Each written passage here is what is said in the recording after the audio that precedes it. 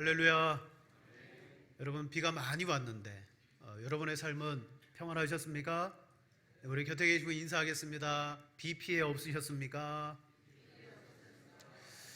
예, 작년에는 큰 피해들이 많았는데 그래도 양평에는 아직까지 큰 피해가 없어서 다행 중에 다행이라고 생각합니다.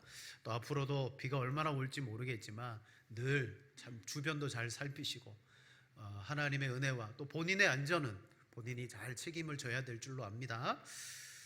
여러분, 세상에 어떤 생물들이든지 사물들이든지 그것이 존재하기 위해서는요, 그 존재를 위한 목적이 있죠.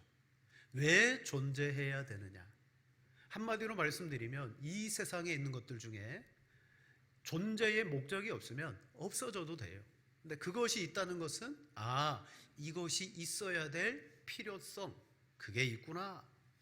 세상에서 가장 위험한 생물 10가지의 생물을 골라봐라 그러면 항상 1등으로 꼽히는 가장 위험한 생물이 있습니다. 여러분, 뭔지 아세요? 모기입니다. 모기. 가장 위험한 생물이 모기래요. 우리를 가렵게 하고 막 밤에 앵앵거리면 잠 못 자게 귀찮게 하고, 그럴 뿐만 아니라 여러분, 병을 유발시킵니다. 대표적인 병이 말라리아 아닙니까? 모기를 통해 가지고 이루어지는 병들이 너무 많습니다. 그래서 모기는요, 백해무익한 줄로 알아요. 그래서 많은 연구가들이 이 모기 박멸을 위해서 꽤 많은 연구를 지금도 하고 있습니다. 그렇다면 이 세상에서 모기가 다 사라져버리면 여러분 괜찮을까요? 모기는 백해무익일까요? 제가 인터넷에 한 정보를 봤더니 모기가 완전하게 사라지면 어떤 일들이 일어나느냐, 가장 첫 번째 뭘 말하냐면 우리가 먹는 초콜릿을 더 이상 먹지 못하게 된대요. 카카오 꽃이 있는데 이 꽃의 구조는 아주 복잡하대요. 그래서 모기가 들어가서 꽃가루를 수정해서 옮겨 다니지 않으면 여러분, 이 카카오 꽃이 수정할 수가 없다는 거예요. 꽃이 수정이 안 되면 열매를 못 맺잖아요. 그 역할을 누가 하냐면 모기가 하는 거예요. 그럼 모기가 없으면 뭘 못 먹는다고요? 초콜릿. 초콜릿 하나씩 드실 때마다 모기야, 밉지만 고맙다 그래야 되는 거예요. 두 번째로는 이 모기가 우리의 피를 빨 때 그냥 빠는 게 아니더라고요. 여러분, 피는 금방 응고가 되잖아요. 빨대를 딱 꽂고 나면 응고되지 않도록 모기가 어떤 화학작용을 해서 그 피를 계속 빨아먹는 거예요. 여기에서 착안해서 막 혈전, 피가 덩어리지고 그런 병들이 있는데 바로 이 모기의 화학 반응을 이용해 가지고 혈전을 치료하고 그런 것들을 치료하는 의약품들을 여러분 만들더라는 거예요. 세 번째, 모기의 유충. 우리 웅덩이에 보면 이 모기들 유충들 막 꾸물꾸물 움직이는 거 많이 보셨잖아요. 근데 그 유충들이 사라지면요, 이 세상에 있는 물고기들의 그 먹이 사슬이 완전히 깨어진답니다. 왜? 그게 제일 밑바닥에 있는 먹이 사슬인데 또 그것만 먹고 사는 물고기가 있어요. 자, 먹이 사슬이 깨어지면 당연히 우리에게도 영향력이 오는 거죠. 하여튼 올 여름 지혜롭게 모기도 잘 피해 다니시기를 바랍니다. 그러니까 모기라는 존재도 있어야 될 이유가 있더라는 거예요. 하물며 하나님은 이 세상 모든 피조물 중에 사람을 제일로 여러분 창조하셨습니다. 우리와 그리고 그 창조된 사람들 중에 우리를 성도로 부르시고 교회로 부르셨을 때 우리 성도와 교회의 그 존재의 목적이 얼마나 고상할 뿐만 아니라 대단한 부르심이 있는가를 우리는 말씀을 통해서 알아야 돼요. 예수님이 십자가의 보혈을 흘려주심으로 말미암아 우리가 그리스도인이 되었고 성도가 되었는데, 그러나 우리는 한 주간 동안에 살아가면서 왜 살아가는지, 무엇을 위해서 살아가는지 별로 우리는 생각하지 않습니다. 그냥 시간 가는 대로 이 세상 사람들처럼 직장 다니고 사업하고 그냥 우리 가정을 이끌며 그렇게 살아가고 있는데, 실은 질문해야 됩니다. 이 주일을 맞아서 과연 나는 이 말씀에 부합한 성도요 교회의 목적을 이루며 살아가고 있는가? 예수님께서 우리의 정체성에 대해서 다음과 같이 말씀해 주셨어요. 우리 마태복음 5장 15절 16절 우리 두 절 같이 한번 읽겠습니다. 너희는 사람이 시작 사람이 등불을 켜서 같이 봅니다. 시작 사람이 등불을 켜서 말 아래 두지 아니하고 등경 위에 두나니 이러므로 집안 모든 사람에게 빛이 느니라. 이같이 너희 빛이 사람 앞에 비치게 하여 그들로 너희 착한 행실을 보고 하늘에 계신 너희 아버지께 영광을 돌리게 하라. 아멘. 마태복음 산상수훈 시작하자마자 너희는 누구냐? 너희는 세상의 소금이다. 그리고 세상의 빛이다. 자, 너희는 세상의 빛이기 때문에 산 위에 있는 동네가 숨겨지지 못한다. 저 산 위에 여러분 마을들이 있고 빛이 비추면요 산 아래서 보면 와, 저 동네가 있네 안다는 거예요. 우리는 빛의 정체성을 가지고 있어요. 누가 등불을 켜가지고 그것을 마루 밑에 감추어 놓겠느냐? 등경 위에 두나니 그러므로 집안 모든 사람에게 비치게 한다. 우리는 비치는 역할입니다. 근데 그 비치는 역할이 어떤 거냐? 너희의 착한 행실을 사람들 앞에 행함으로 말미암아 그걸 보고 하늘에 계신 하나님께 영광을 돌리게 하라. 실은 우리는 빛으로서 그 정체성을 가지고 여러분 세상 가운데 살아갈 때 사람들이 우리를 봐요. 우리의 그 빛을 보고 하나님께 영광을 돌리는 것이 참된 자녀요 성도들의 정체성이더라는 거예요. 기독교 교육학자 중에 코메니우스라는 아주 유명한 분이 계십니다. 그분은 교육의 목적이 뭐냐? 신형상의 회복이다. 우리 창세기 보면 하나님이 우리를 하나님의 형상으로 만드시잖아요. 즉 교육이라는 것은 우리로 하나님의 형상을 회복하는 건데 이렇게 설명합니다.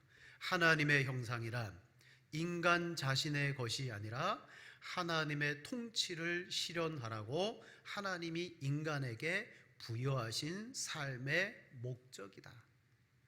하나님의 통치를 실현하라고 우리에게 부여하신 삶의 목적, 그게 바로 우리가 사람으로서 교육을 받고 사람을 어떻게 살아가야 되느냐, 이 교육을 통하여 하나님의 통치를 실현하는. 근데 문제는 뭐예요? 우리의 정체성이 빛과 소금이라는 거 머리로 알고 있습니다. 하나님의 형상으로 회복된 존재라는 거 우리 말씀 듣고 배웠습니다. 그러나 중요한 것은 왜 우리를 이렇게 부르셨고 왜 하나님의 형상으로 우리를 두셨느냐, 그 하나님의 목적을 알지 못하고 알았더라도 쉽게 잃어버리고 우리는 그냥 저냥 살아갈 때가 너무 많더라는 거예요. 이스라엘 백성들을 보세요. 아브라함을 통하여 그 백성들을 택하십니다. 애굽에서 광야 40년의 힘든 삶을 살게 하시고 그들을 약속한 땅으로 집어 넣으셨어요. 이게 하나님의 부르심입니다. 특별한 하나님의 선택과 그들에게는 약속의 땅이라는 여러분 놀라운 복을 주셨어요. 왜 그렇게 하셨을까요? 근데 중요한 것은 이들이 하나님의 그 부르심의 목적을 잃어버렸습니다. 가나안 땅에 살아가면서 서서히 영적인 안목이 가려지기 시작하면서 왜 우리를 애굽에서 건져냈는지, 광야를 왜 통과하게 했는지, 약속의 땅 가운데 왜 살게 했는지, 그들은 그 부르심의 특별한 목적을 상실하게 되었습니다. 그 결과 가나안의 민족들과 같이 풍요를 구하고 그 땅의 부요를 구하고, 부름의 목적이 풍요, 부요, 그 백성들과 같이 잘 사는 것, 가나안 사람들과 동기와 똑같아지고 말았어요. 무엇을 잃어버리니까? 부르심의 목적을 잃어버리니까. 자, 이스라엘은 그들 앞에 주어진 현실에 대해서 항상 하나님이 왜 우리를 불러주셨지? 왜 택해 주셨지? 그 목적을 의식하며 살았어야 됐었어요. 바로 그 부르심의 목적이 이스라엘이라는 민족을 지탱시켜 주었어요. 근데 목적을 잃어버리니까 그들은 가나안 사람들과 똑같이 되고 말았습니다. 아니, 아주 무서운 속도로 하늘의 목적을 상실하고 망각화되고 이 땅과 여러분 성도인 우리들도 동기화되었어요.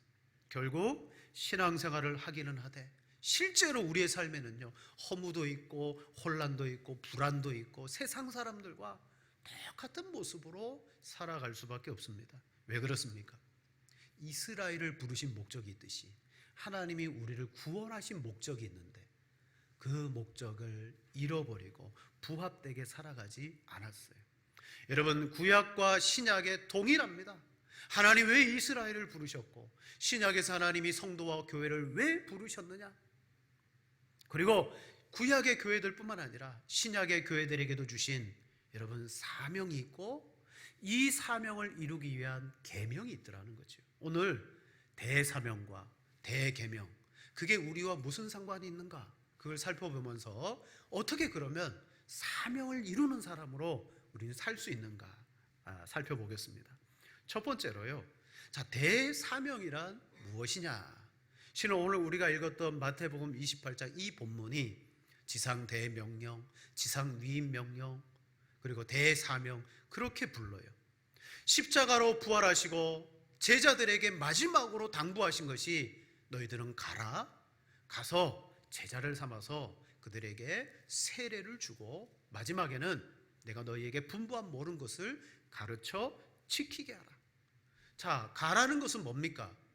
가라는 것은요, 우리가 생각할 때 내가 있던 곳에서 모르는 곳으로 또는 먼 곳으로 그렇게 생각하는데, 가라는 말씀은 내 자신이 머물러 있는 이것만 고집하지 말고 다른 사람들을 만나기 위해서 뭐하라? 움직여라, 활동해라. 여러분, 그 뜻을 말하는 거예요. 두 번째로 그 대상은 누굽니까? 누구를 제자를 삼아야 되나요? 내 옆에 있는 사람뿐만 아니라 모든 민족입니다.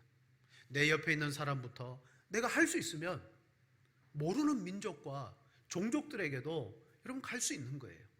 마지막 세 번째는 복음을 전해서 그들에게 세례를 주고 내가 너희에게 분부한 모든 것을 가르쳐서 지키게 하라. 여러분, 이거 누구에게 준 사명일까요? 12 제자에게 준 사명일까요? 아니면 우리 모두에게도 준 사명일까요? 집에 가서 대답하시기 바랍니다. 우리 모두에게 준 사명이에요.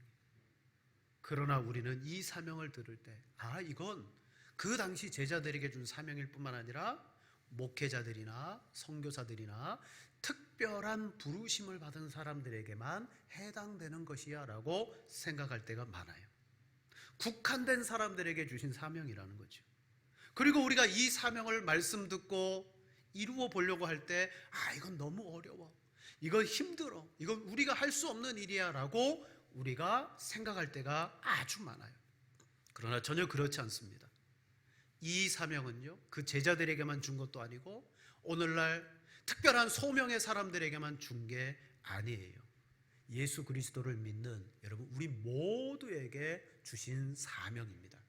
그리고 주님이 이 사명을 주실 때는 이게 아주 커트라인이 높아가지고 100명이 이 사명을 위해서 살아갈 때 한두 명만 사명을 이루는 게 아니라, 여러분, 예수님이 말씀을 주실 때는 이루지 못할 말씀을 주시지 않으세요.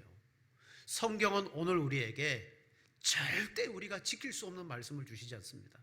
지킬 수 있는, 할 수 있는 것, 그것을 주셨어요. 근데 중요한 건 뭐예요? 여기에 제자들에게 가서 제자를 삼아라. 그러니까 제자라는 말이 나오니까 누가 제자지? 우리는 성도고 신자인데 과연 제자라는 것이 누구지? 이 제자라는 용어나 정체성 때문에 우리가 좀 혼동이 될 때가 있어요. 제자가 제자를 삼는 거니까. 자, 그러면 성경이 말하는 제자는 누굴까? 현대교회에서는 교회가 요구하는 특별한 훈련, 그래서 교회 중에 정말 엘리트가 될 만한 사람들이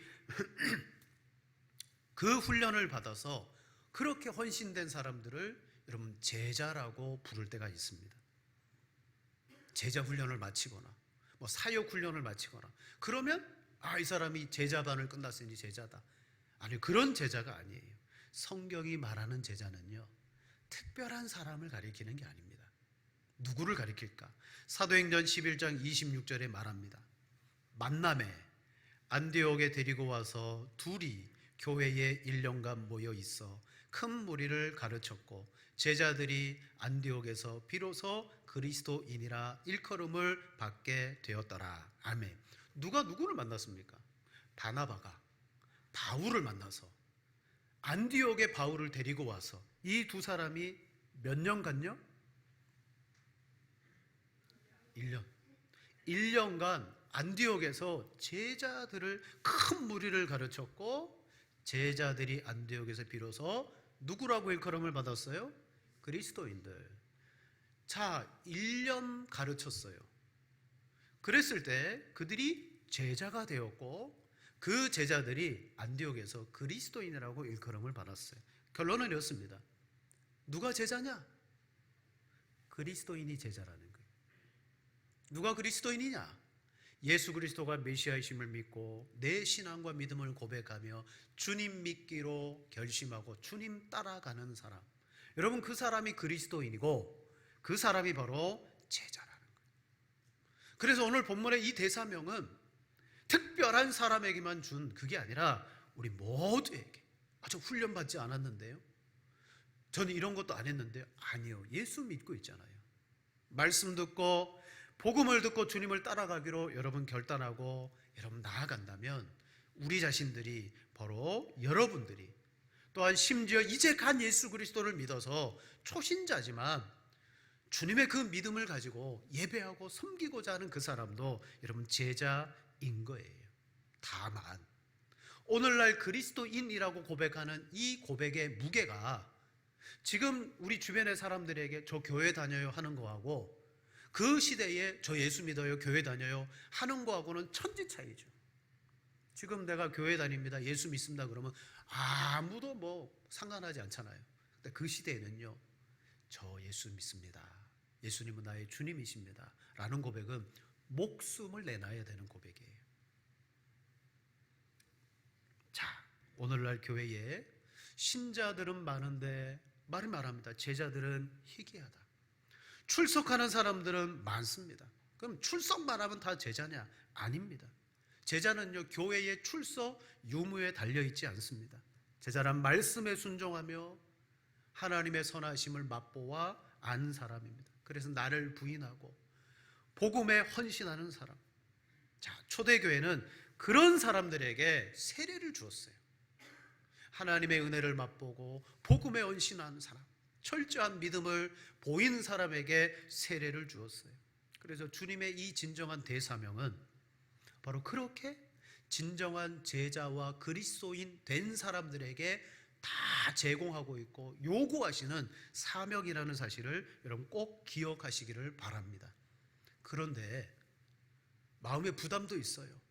정말 나도 복음 전하고 제자로 삼아 내가 듣고 아는 것을 저들에게 가르쳐서 지키게 해야지. 그러나 왜 대사명을 이루지 못하느냐? 거기에는요, 아주 필연적인 결함이 있습니다. 그것은 대사명을 이루기 위해서는 우리의 삶이 대계명을 이루는 삶이 되어져야 되는 거예요. 대계명의 삶이 없이 제자로 그들을 가르치고 또 제자 삼는 것은 할 수가 없다는 거예요.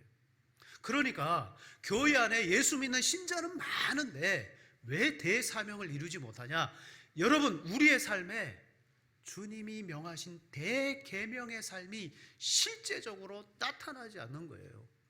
교회는 오고 가고 예배는 드리는데, 자, 그러면 두 번째로 대계명이 무엇일까요? 한 율법사가 예수님을 시험하여 묻죠. 선생님, 율법 중에서 어느 계명이 큽니까? 이때 예수님이 그 율법사와 우리 모두에게 주신 계명이 이겁니다. 우리 마태복음 22장 37절 40절 한 절씩 교독하시겠습니다. 제가 먼저 보겠습니다. 예수께서 이르시되 내 마음을 다하고 목숨을 다하고 뜻을 다하여 주 너의 하나님을 사랑하라 하셨으니 둘째도 그와 같으니 내 이웃을 내 자신같이 사랑하라 하셨으니 이 두 계명 선지자의 강령이니라. 아멘. 구약의 이스라엘 백성들도 사명을 받았잖아요. 너희가 내 백성이 되고 거룩한 제사장 나라가 될 것이다. 그 제사장 나라가 어떻게 되냐면 주님의 이 계명, 여러분 구약에도 이스라엘아 들으라, 쉐마 이스라엘이라고 말하며 이 두 가지의 계명을 들으라 그래요. 그들은요 아침에 눈 뜨면 이거 암송합니다. 하루 종일 이 말씀 가지고 살아갑니다.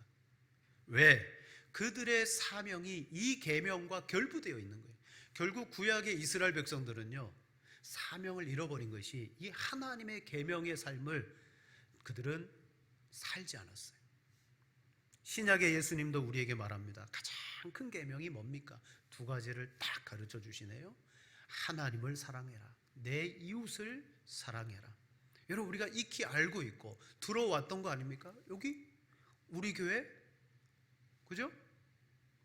표에도 나와 있잖아요. 하나님 사랑함으로 이웃을 사랑하는 교회. 이게 구약의 이스라엘 백성들에게도 준 것이고 신약의 예수님도 이게 선지자와 율법의 강령이야. 온 마음과 목숨과 뜻을 다해 너는 하나님을 사랑하고 또한 이웃을 사랑하는 삶을 살아가야 돼라고 말합니다. 근데 이게 구원받기 위해서 살아가느냐? 아닙니다. 이미 우리는 구원을 받았고 구원받은 성도요 제자들에게는 이미 제자로서의 삶으로서 이 계명을 순종하며 사는 것이 필수적이더라. 바로 예수님이 주신 사명, 제자가 또 다른 제자를 가르치기 위해서는 뭐가 전제되어져야 되느냐?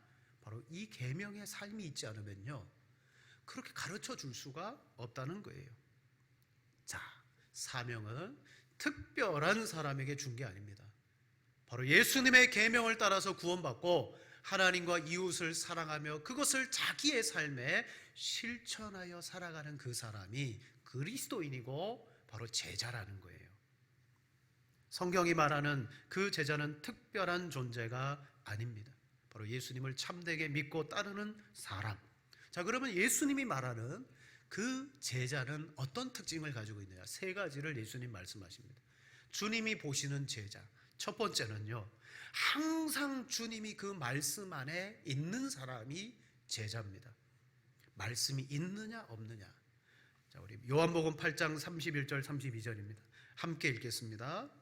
그러므로 예수께서 자기를 믿은 유대인들에게 이르시되 너희가 내 말에 거하면 참으로 내 제자가 되고 진리를 알지니 진리가 너희를 자유롭게 하리라. 아멘.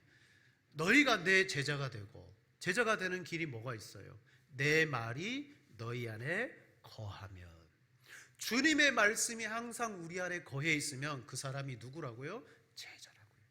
오늘도 이 말씀을 듣고 여러분이 유념하면서 하나님의 말씀을 읽고 들으면서 그 말씀을 내 속에 두고 있다면 여러분이 그리스도인이고 제자인 거예요. 요한복음 15장 7절에 말합니다. 너희가 내 안에 거하고 내 말이 너희 안에 거하면 무엇이든지 원하는 대로 구하라. 그리하면 이루리라. 아멘. 자, 말씀이 우리 속에 있는 사람이 제자입니다. 주님 분명히 말씀하셨어요. 두 번째는 계명을 지키는 사람이 제자예요. 요한복음 13장 34절입니다. 새 계명을 너희에게 주노니 서로 사랑하라. 내가 너희를 사랑한 것 같이 너희도 서로 사랑하라. 같이 봅니다. 너희가 서로 사랑하면 이로써 모든 사람이 너희가 내 제자인 줄 알리라. 아멘. 너희는 서로 사랑해라. 너희가 서로 사랑하는 것을 사람들이 보면 예수님의 제자구나. 예수님의 제자가 누구냐면 사랑하는 사람. 바로 앞에서 말했듯이 하나님을 사랑하고 이웃을 사랑하는 그 계명을 받고 먼저는 자신이 변화를 받은 거예요. 내가 하나님의 사랑 받았지. 변화를 받아서 계명을 지켜나가는 것은 다른 말로 말하면 실천입니다. 실천. 그것을 내 삶 속에 실천해 나가는 사람이 그리스도의 제자다. 사람들은 그걸 보면서 저 사람 예수님의 제자야 라고 말하는 거예요. 그러면 어떤 일이 벌어지느냐? 제자는 마지막 세 번째 열매를 많이 맺게 된다고. 자, 우리 요한복음 15장 8절 말씀 같이 읽겠습니다. 너희가 열매를 많이 맺으면 내 아버지께서 영광을 받으실 것이요 너희는 내 제자가 되리라. 아멘. 자, 예수님은 세 가지로 제자는 이런 사람이야.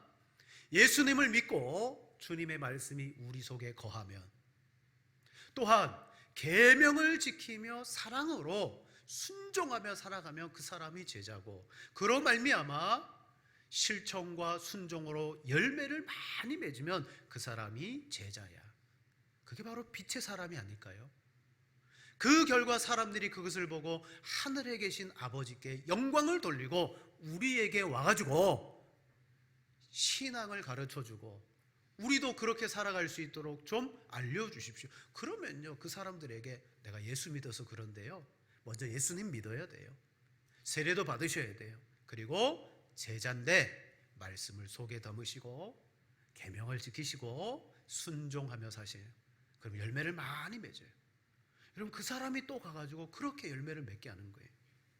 여러분, 혹시 이렇게 살아오셨습니까? 말씀이 거하고 그 말씀을 따라 계명과 그 사랑의 계명을 순종해서 내 삶 속에 열매가 많아지는 거예요. 그래서 오늘 이 예배에 올 때에도 그 열매 가지고 오는 거 아닙니까? 바로 이런 제자야말로 가라, 세례를 줘라, 가르쳐 지키게 하라. 그럴 때 그렇게 할 수 있는 거예요. 뭐 엘리트 제자 훈련을 받아갖고 그렇게 하는 게 아니에요. 항상 우리 속에 말씀이 거할 수 있도록 교회가 도와줘야 되고, 그리고 성도들에게 뭘 지켜야 될지를 구체적으로 알려주는 거예요. 이 계명은 내 삶 속에 이렇게 순종해 보세요. 그래서 실천 방안을 알려줄 때 다음 주간에 모여서 말씀 듣고 실천했을 때 이런 은혜가 있었습니다. 열매를 고백하는 거예요. 그러면요, 그 사람이 제자로서 이게 삶이네. 멀리 외국에 갈 게 아니잖아요. 바로 대사명은 대계명이 이루어져야 돼요. 대계명이라는 것은 제자됨과 제자의 삶을 말하는 것입니다. 땅끝까지 이르러 제자를 삼으라라는 것은 오늘 여러분과 우리에게 주신 그 말씀입니다. 우리가 먼저 공동체 안에서 가르침을 받아야 됩니다. 말씀을 우리 속에 둬야 됩니다. 그리고 계명을 지키기 위해서 서로가 서로에게 격려하고 상호 가르쳐줘야 돼요. 그리고 마지막에는 서로가 맺은 열매에 대해서 고백하며 그것을 나눌 때 초대교회는요, 함께 모여서 떡을 떼고 성전에서도 모이고 집에서도 모이고 그때 했던 사역들이 그런 거예요. 그랬더니 막 믿지 않는 사람들에게 교회가 칭송을 받게 되었고 막 믿는 사람들이 더해지는 거죠. 근데 우리를 한번 자세히 돌아보십시다. 우리는 신앙생활을 뭐 짧게 한 분도 계시지만 대부분 10년 이상 이렇게 하신 분들이 많아요. 우리가 오랫동안 신앙생활을 해온 방식이 뭘까요? 주일에 말씀을 듣고 은혜 받고 한 주간 동안 세상 가운데 나가서 우리는 살아갑니다.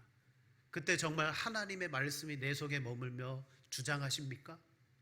그리고 주일에 들었던 그 말씀 속에 우리가 지켜야 될 그 계명이 생각나서 구체적으로 내 삶 속에 그 계명을 순종하시며 실천하고 계셨습니까?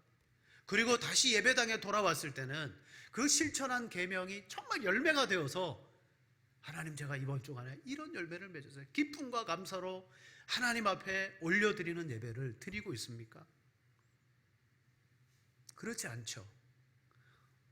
우리 한국교회의 양육은 대부분 이 설교 시간에 끝나는 경우들이 많아요.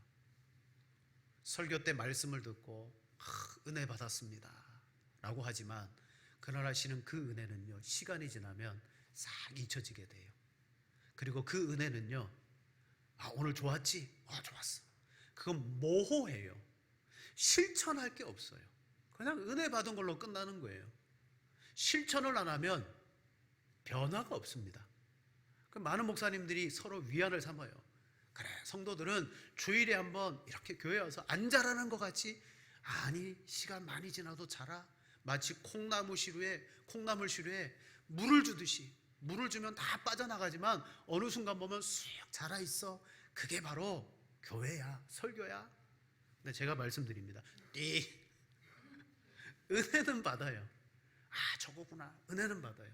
그러나 뒤에 구체적으로 어떻게 살아가야 될 계명에 대해서는 받지 못해요. 그래서 교회를 10년, 20년 다녀도 우리 마음속에 표현하지 않지만 어떻게 저 사람은 저렇게 안 변할까? 안 변합니다. 물론 그 사람이 구원을 못 받았거나 신앙이 없다는 말이 아니에요. 구원 받았음에도 불구하고 안 변합니다. 그런 사람이 대사명을 이룰 수 있습니까? 못 이루는 거예요. 그러므로 우리에게는 대사명과 대계명의 삶을 위해서는 이제 뭐가 또 필요하다? 우리를 세워주고 그렇게 할 수 있는 양육이 필요하다. 양육. 초대교회의 사도들과 제자들이요, 그렇게 양육을 했습니다. 공동체로 모였어요. 공동체로 모여서 각자 자신이 받은 하나님의 말씀과 각자 자신이 지켜 순종한 계명의 삶을 서로 고백하고 나누는 중에 상호 양육이 되어지는 거예요. 상호 양육. 여러분, 오늘 한국 교육의 문제점은요, 가르치는 거예요. 가르쳐요. 가르치는데 어떻게 가르치냐? 외워라 가르칩니다. 무엇을 위해서? 시험을 보기 위해서. 그래서 많이 주입합니다. 가르칩니다. 외우게 합니다. 시험 보게 합니다. 성적 좋습니다. 근데 마지막에는 다 잊어버립니다. 그리고 혹자는 이렇게 말합니다. 가르침의 목적은 잊어버리기 위함이다. 왜? 그렇게 가르치면요, 시험 결과는 좋고 하지만 다 잊어버려요. 교회 안에서 이 설교도 그런 부분입니다. 저는 가르치지만 저는 압니다. 예언하겠습니다. 이제 저 문을 열고 나가는 순간 여러분은 다 잊어버리게 되어 있어요. 근데 그걸 잊어버리지 않고 삶에 적용할 수 있는 것은 어떻게 하느냐? 또 속으로 모여가지고 제가 거기 가고 가르치겠습니다 그러면 소용이 없어요. 그렇게 가르쳐봤자 또 나가면 잊어버려요. 그때 뭐하냐? 상호 서로 교제를 가지고 나누고 내가 받은 예수님의 은혜와 계명의 순종을 서로에게 고백하고 그러면요, 상호 양육이 일어나요. 그리고 절대 인도자는 가르치지 않아요. 가르쳐서는 안 되기 때문에. 그런데 상호 양육 속에서 서로가 서로를 함께 교제하고 나눈 중에서 자라남이 일어납니다. 왜 자랄까요? 거기에는요, 구체적인 실천 방안을 주기 때문이에요. 지난 주간에 제가 요 세미나를 다녀왔거든요. 이게 공동체 양육이라는 세미나인데 그 세미나를 갔다 와가지고 우리 군선교 회의를 갔어요. 회의를 갔는데 우리 군선교 연합회에 참 어려운 문제가 있어요. 군선교를 해야 되는데 자원은 한정되고 그래서 꽤 오랫동안 우리가 운영이사회에 또 있지만 후원이사회를 많이 만들자. 그래서 회원교회를 많이 만들어서 매월 얼마씩 후원하면 우리는 재정에 부족함이 없이 그렇게 할 수 있다. 이게 수년 전서부터 입술로 나왔고 그리고 계속해서 그걸 만들어야 된다라고 이야기를 했어요. 그게 이상이죠. 그렇게 하면요 전혀 문제가 없어요. 진짜 이 연합회가 잘 움직여져 갈 것 같아요. 그 회의 때도 그 이야기를 또 했어요. 우리가 그걸 만들어야 된다. 근데 그 회의 만들어야 된다라고 끝나고 돌아가면요 또 다음에 모이면 우리 그거 만들어야 된다. 똑같은 걸 또 이야기해요. 그게 수년 동안 반복됐어요. 그래서 제가 그 세미나 갔다 온 다음에 구체적인 실천 방안을 주지 않으면 안 움직이는구나. 그래서 못을 딱 박았습니다. 제가 말씀드립니다. 이거 회의 지금까지 우리 엄청나게 많이 했습니다. 다들 공감하고 다 좋다라고 말합니다. 쉽게 말하면 은혜가 되는 거예요. 그러나 은혜는 모호합니다. 진짜 필요한 건 이게 중요하다면 구체적인 실천 방안이 주어지지 않으면 못합니다. 그래, 못을 딱 박았어요. 각자가 다음 모일 때까지 후원교회 2교회씩 되든 안 되든 2교회씩 만나가지고 이야기해가지고 데리고 옵시다. 그걸 결과를 이야기합시다. 그럼 될까요, 안 될까요? 되는 거예요. 바로 신앙의 양육은 계명 순종했습니까? 구체적으로 우리가 할 수 있는 방법대로 서로가 서로에게 난 이렇게 했더니 이런 일이 있었고 저는 잘 못했습니다. 그러나 그 속에서 북돋아주고 양육을 받아요. 자, 우리 골로새서 1장 28절 29절 두 절을 같이 읽겠습니다. 우리가 그를 전파하여 각 사람을 권하고 모든 지혜로 각 사람을 가르침은 각 사람을 그리스도 안에서 완전한 자로 세우려 함이니 이를 위하여 나도 내 속에서 능력으로 역사하는 이의 역사를 따라 힘을 다하여 수고하노라. 아멘. 공동체로 모여서 각 사람의 경험과 각 사람의 아는 것을 나누고 각 사람을 격려하게 되어질 때 그때요 공동체가 일어나게 되는 거예요. 골로새서 3장 16절 하반절에 말합니다. 그리스도의 말씀이 너희 속에 풍성히 거하여 모든 지혜로 피차 가르치고 권면하며 함께 모여서 자기가 가진 생각과 은혜의 경험과 실천했을 때 일어났던 열매들을 서로 가지고 나눌 때 그때 어떤 일이 일어나냐면 제자로서의 삶이 비로소 빚어지고 만들어지게 되는 겁니다. 자, 그렇다고 설교가 무용, 필요가 없느냐? 아니요. 하나님은 이 말씀을 통하여 우리에게 가치를 심어주시고 도전을 주시고 우리의 생각을 바꾸셔요. 그러나 이제 우리가 해야 될 것은 뭐냐? 가르치는 것은 한계가 있구나. 이제는 공동체로 작게 모여서 서로가 서로를 함께 양육하는 그게 있어야 되겠구나. 제가 장담컨대 여러분 그런 모임과 교제를 통해서 교회는요 역동성을 가지게 됩니다. 그리고 반드시 그 속에 변화되는 사람들이 나타나고요. 그리고 그 안에는 이 일에 제가 헌신하겠습니다 하는 사람들이 일어납니다. 왜? 되고 열매가 보이고 자기 삶이 변화가 되니까. 그토록 구원받지 못했던 가족들 속에 내가 계명을 순종하고 실천하고자 하면서 변화가 되니까요. 그들이 알고 우리의 복음이 효과가 있어지는 것이죠. 앞서 말했습니다. 우리의 정체성은 여러분 빛입니다. 여전히 세상에 어두운 부분이 많은데 무엇으로 그들에게 가서 비추겠습니까? 제자의 계명의 순종의 삶입니다. 여러분 이 삶을 가지고 살아갈 때에만이 비로소 주님의 사명을 이루게 될 줄로 믿습니다. 우리가 모일 때마다 그런 빛들의 잔치가 될 수 있도록 이제 하반기에 또 우리 교회 사역을 좀 함께 만들어가고 세워나가면서 정말 그렇게 되는구나 경험도 하고 주님의 그 사명이 특별한 사람에게만 준 게 아니라 나에게 준 것이구나 그것을 만들어 가시고 누리시는 성도가 되시기를 축복합니다.